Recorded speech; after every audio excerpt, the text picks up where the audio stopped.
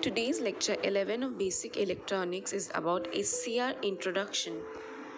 Welcome to our channel Classify Community. So today we will be dealing with the topic SCR, and the full form of the SCR is it is known as silicon controlled rectifier. And the second, it states that it works as a power control rectifier. It will control the power. For example, if you want to uh, light your hurricane, you need to dim the light or you need to give it a power. So the knob which is being used is used as a power control application. So like that, it is used as a power control rectifier. It converts the AC, that is the alternating current, to the direct current, and its material is made up of silicon semiconductor material. And moreover, the main important point is that it has three terminal, that one will be its anode, another will be its cathode, and the last terminal will be its gate. So see, this is the diagram for the SCR, and this portion is the anode, this is the gate, and this is the cathode.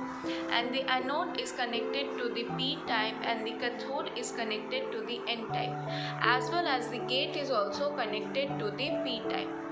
So SCR here has 4 layer, that is 3 terminal, and PN semiconductor. That means it has 4 layer, one P, another N, another P, another N. So it's 4 layer, and it says it has 3 junction. That means between P and N there is a junction 1, which is J1. From between N and P another junction, which is J2, and another it is PN, between P and N, which is junction 3. And the main point is, another point which is very important, is that it conducts only in one direction. That's why it is unidirectional.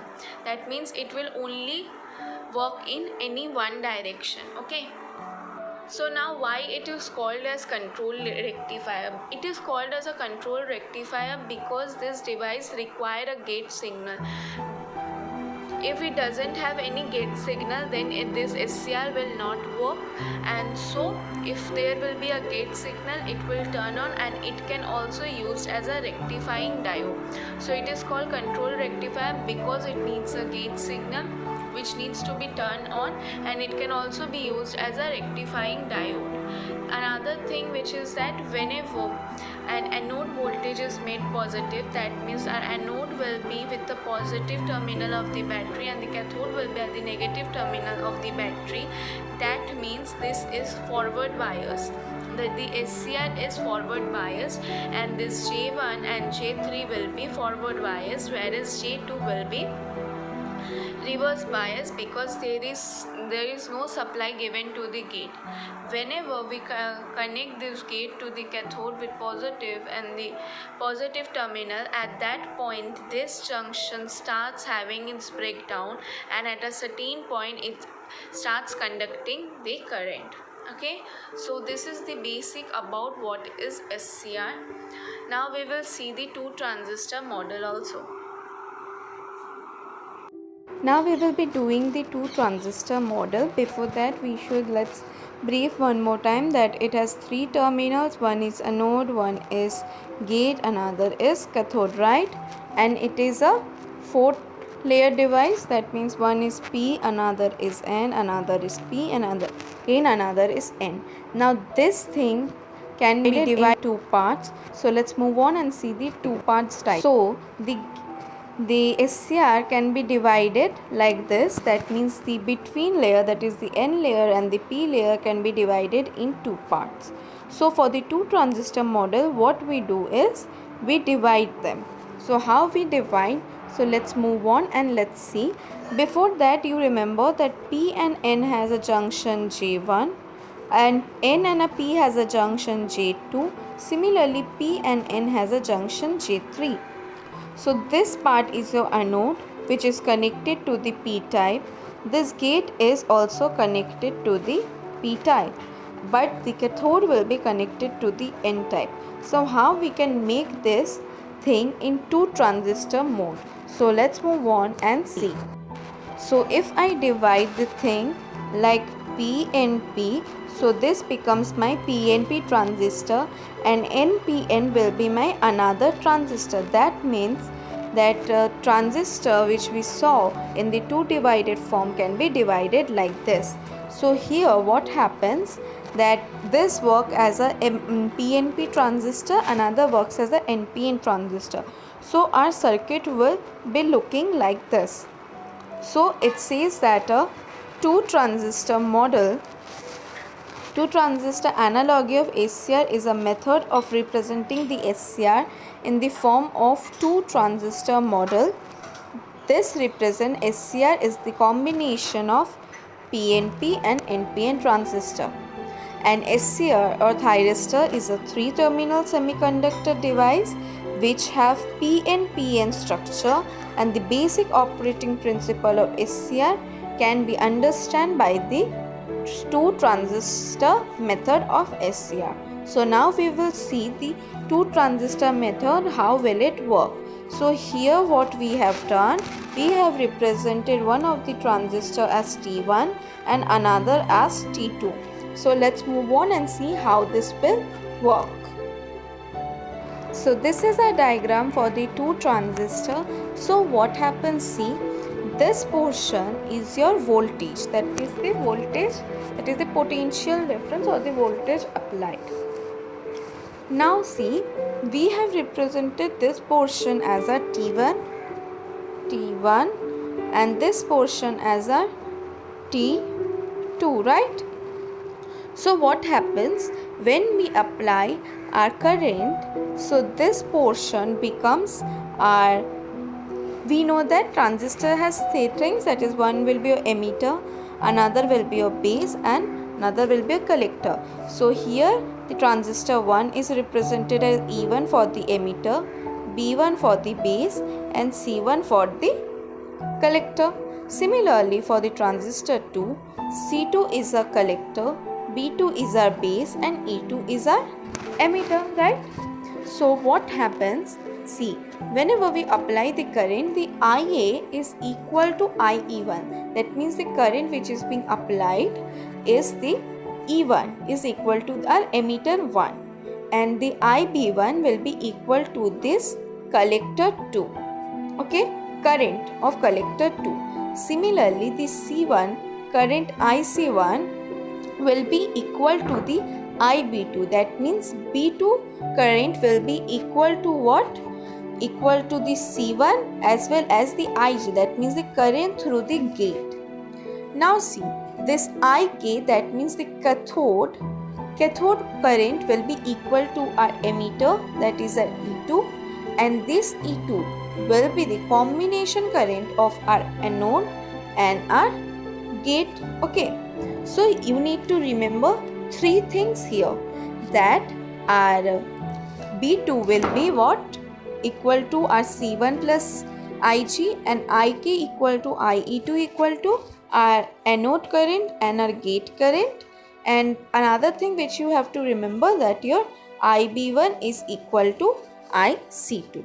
Okay, now we will see the equations. So here you need to remember one thing, that the collector current is always equal to the alpha into the emitter current plus your base leakage current, and your alpha is what? The fraction of holes and the electrons from the anode to cathode. So the formula which you need to remember in all this is the collector current will be equal to your alpha into emitter current plus your base leakage current. So we know that IB1 is equal to IA minus IC1. So let's see the diagram. So it says IB1 is equal to IA minus IC1. So where is my IB1? So this is my IB1. So it says it is IA minus IC1. So this is my IA and it will minus from the collector 1. Okay. So we will represent the equation, that is IB1 is equal to IA minus IC1. Now what will be my IC1? IC1 will be my alpha 1 and the emitter current. So IA plus ICB Li, that means the current base leakage. Okay, so let's see. It says IC1 and we know that it is the emitter current. So our emitter current is equal to our anode current here. So for our IC1, what we will do? We will do alpha into our IE1 plus I will do ICBL, and that is 1. That means first one. So this will be our first equation for the collector 1. Okay. Now what we will do? Now we will put the value of this IC1 in this equation. So when we put in this equation, we get IA minus alpha 1 into IA plus ICB Li. Okay, so when we take common IA, we get 1 minus alpha 1 minus ICB Li. Now similarly, we will do for the IC2. Now here what happens? It becomes IK because our emitter 2 is equal to our current of the cathode. So similarly here it is plus ICBLI. Now what we will do?